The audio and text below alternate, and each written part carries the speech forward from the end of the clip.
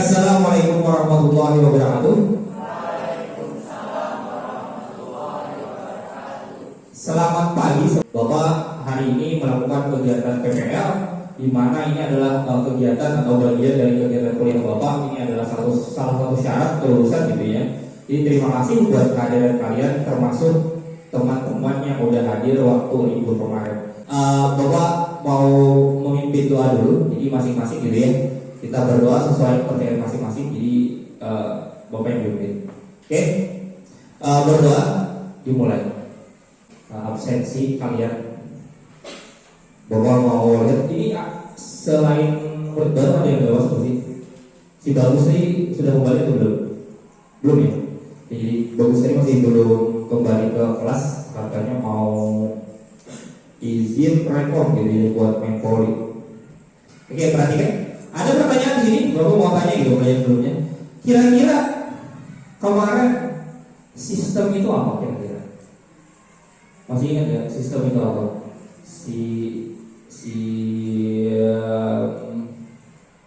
Gina dulu deh. Wah, Gina dulu untuk absensi aja gitu ya. Bapak tanya, Gina sistem kemarin apa Gina? Sistem itu adalah kumpulan dari sumber daya atau apa saja yang ada di dalam lingkungan. Oh iya.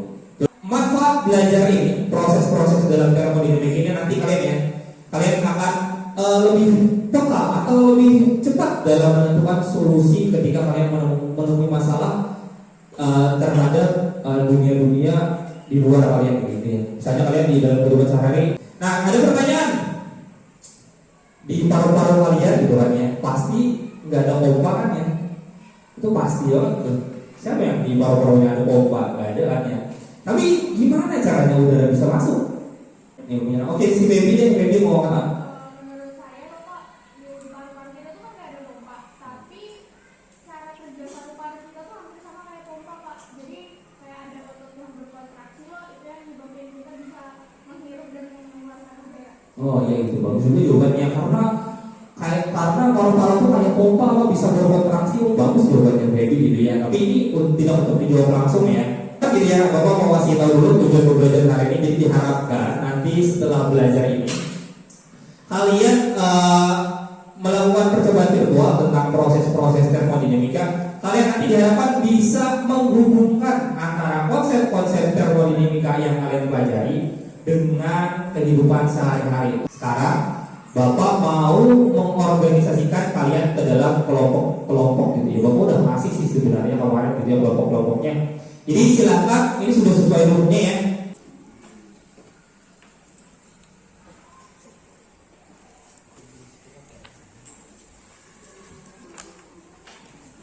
Perhatikan nama bedanya masing-masing, ya. Tolong tulis nama-nama anggota kelompok kalian yang di depan itu.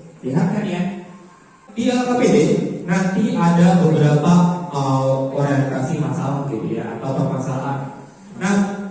Nah di situ kalian nanti diminta melakukan percobaan virtual. Perhatikan itu yang B itu ada instruksi atau prosedur kerjanya. Nah untuk itu, kalian lihat lagi ya. Untuk menyajikan hasilnya nanti jangan lupa yang ini. Ketika volume diperbesar gitu, yang bagian C, lihat ya. Lihat bagian C. Oke, paham? Ada yang mau ditanyakan tentang LKPD-nya? Ada yang mau ditanyakan tentang LKPD-nya? Silakan buka pen Colorado-nya.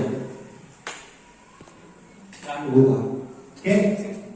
Silakan. Nah, setelah dibuka sekalian dikerjakan gitu. Yang lain misalnya salah satu ada yang buka pen Colorado-nya, ada yang buka materi yang lain gitu ya.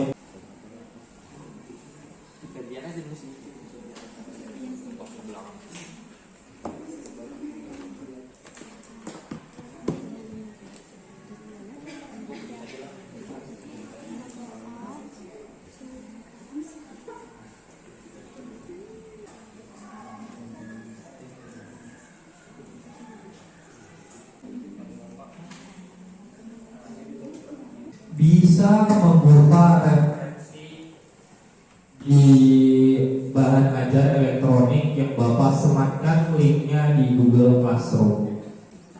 Jadi yang pertama itu dari hasil percobaan kita ada pertanyaan ketika volume diperbesar apakah terjadi perubahan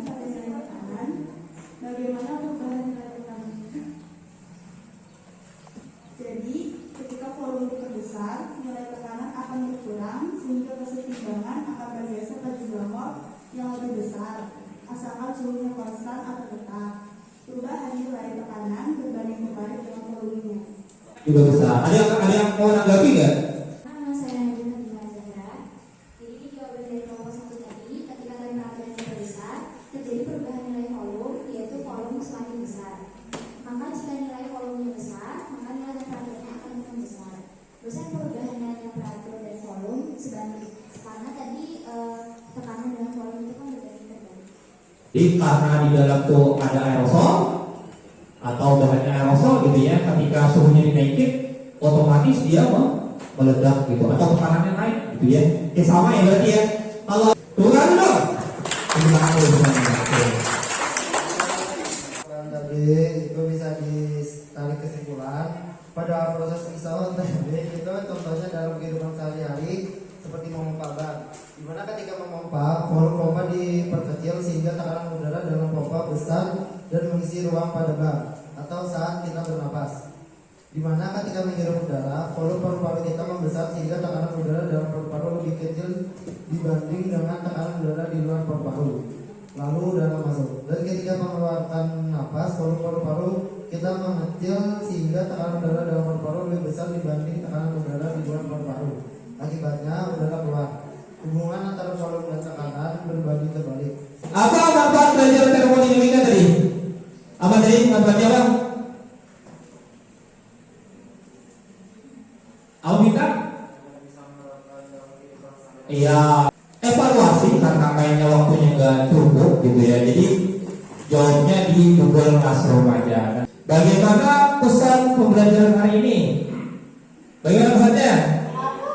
Ya, thank you ya. Jadi alhamdulillah.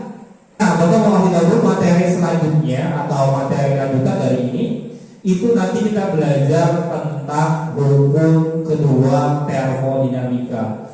Jadi sampai sini dulu pembelajaran kali ini. Terima kasih. Kita lanjutkan ke pertemuan selanjutnya. Assalamualaikum warahmatullahi wabarakatuh.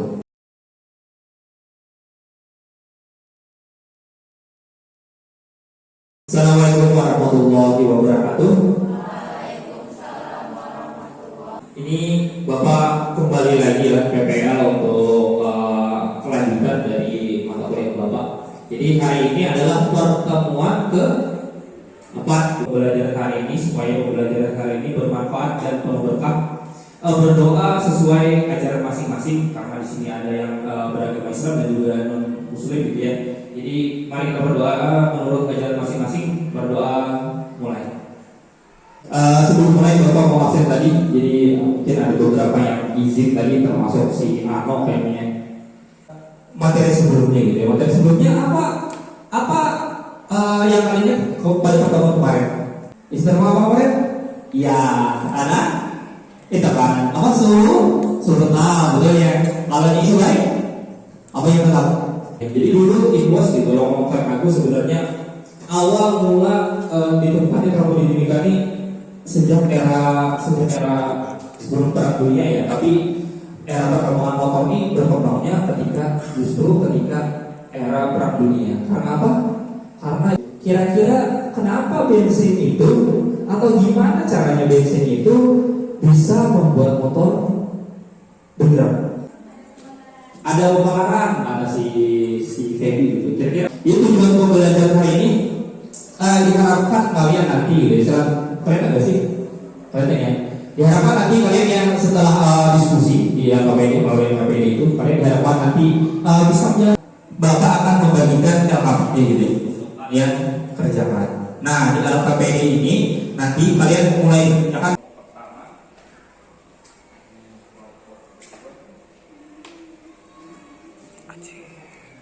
Ini ada gambar tentang siklus. Nah, kalian nanti mengaitkan siklus ini, kalian jelaskan di bawah di kolom ini ya. Nanti bisa dilihat sendiri. Pada LKPD nanti diorientasikan masalah. Karena ada 2 kegiatan, berarti Bapak kasih 2 orientasi masalah. Oke, orientasi masalah pertama, Bapak bacakan ya. Bapak bacakan dulu orientasi masalahnya. Nah, kalian nanti coba perhatikan atau coba amati atau coba ingat-ingat gitu ya.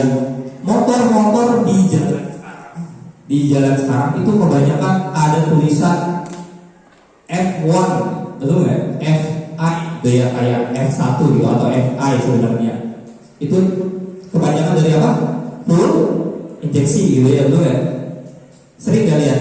Beda kalau motor zaman dulu beda. Google Classroom masing-masing ya.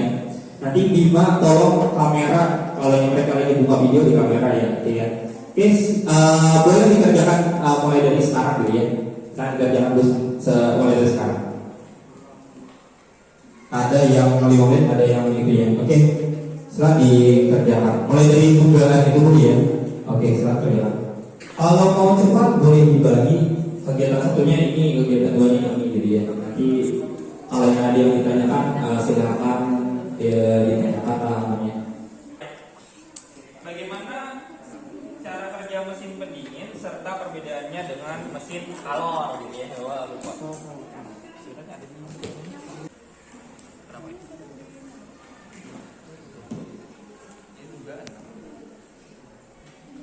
Besar seperti itu ya?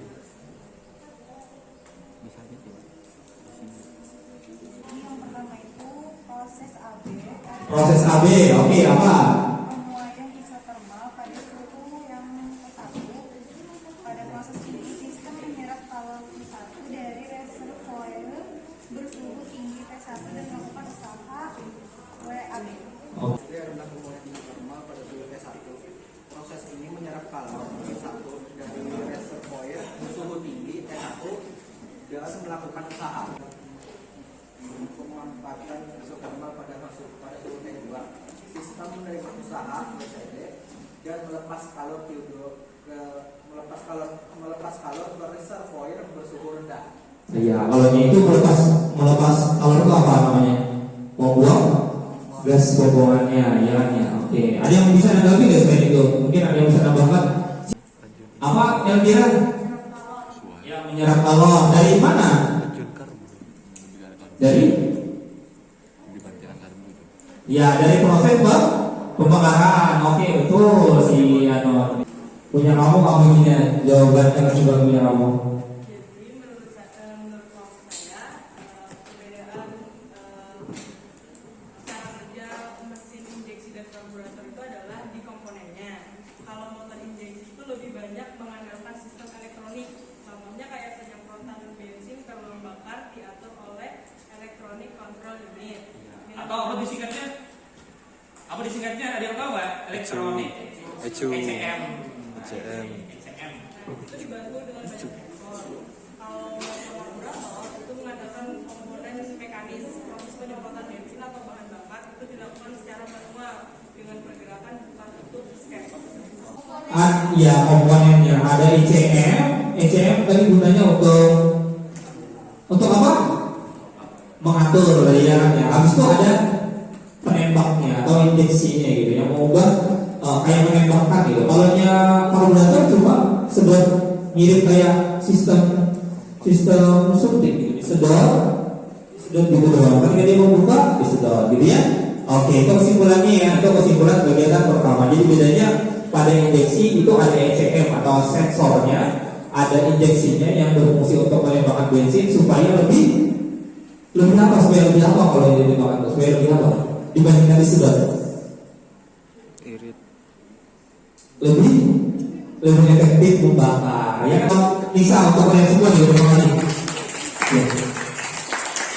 Itu sampai di sini ya, ini ya. Apa belajar ini kira-kira manfaatnya apa kira-kira ya? Gue mau tanya dulu. Iya, jadi tahu cara kerja AC sama motor gitu ya. Ternyata apa sih namanya kondenser yang di luar itu apa pakai ternyata ya. Tapi selanjutnya Bapak mau kasih tahu untuk evaluasi Bapak kirimkan di Google Classroom. Oke, Bapak mau refleksi dulu mau belajar hari ini ya. Bapak mau refleksi dulu mau belajar hari ini. Kira-kira bagaimana belajar hari ini? Pusing gitu ya, betul nggak? Tapi ya. Kira-kira materi selanjutnya kalian akan belajar tentang gelombang gelombang mekanik, gelombang berjalan dan stasioner. Dan Bapak mau tutup belajar hari ini. Terima kasih. Assalamualaikum warahmatullahi wabarakatuh.